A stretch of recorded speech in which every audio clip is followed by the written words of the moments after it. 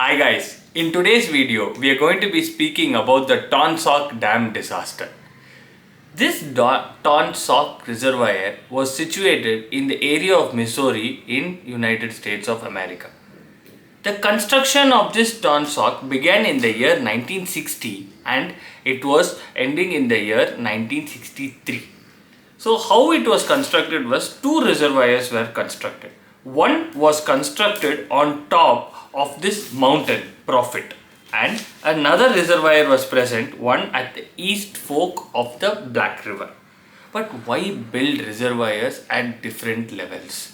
This is because height is an important component of the pump storage facility, because this Taum Sauk reservoir was a type of a pump storage facility, meaning it did not have a primary source of water for it and water had to be pumped into this reservoir higher up. So basically there were two reservoirs, one which was situated in the Taum Sauk Mount Proffitt and down at the East River. This height difference is important for the generation of this hydroelectric power. So during night the water will be pumped from the lower level to the higher level, and during daytime when there is peak electricity need, the water from situated on in that Taum Sauk reservoir on top of Mount Proffitt will be released, and it was useful in generating hydroelectric power.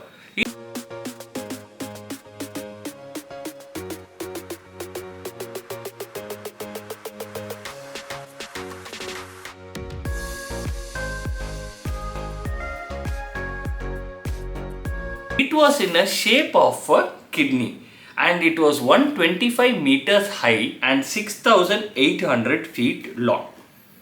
This reservoir stood the test of time. But in the year 2005, on December 15, routinely the water was being pumped up to the Taum Sauk reservoir in the night. But around early morning 5 o'clock, there were these sensors which were present in this reservoir. The main purpose of these sensors were to find out if the water level goes beyond a certain limit. These sensors will get activated and the water being pumped into this Taum Sauk reservoir will stop. But that day these sensors failed. Because of this, what happened was the water overcome its limits and the northwest portion of the dam broke and around 6 billion liters of water came out. This water flew through the Johnson Institute State Park. Luckily, this was winter, and in winter not many people were present in the park. Because of that, there was no life loss present in that time. But the superintendent's house along with his wife and kids were uprooted from it and they were washed away. But all four of them survived and there was no deaths reported around that time. Immediately this reservoir was closed and were taken in for reconstruction. Presently they are impounded by a roller compacted concrete dam with a multitude of safety features, and it was reopened in 2010.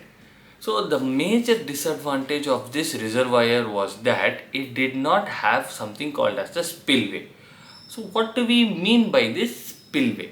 These spillways are the ones when these sensors fail and the water breaks and falls, it will be a backup mechanism where the water can fall into this spillway such that it cannot destroy the area around it.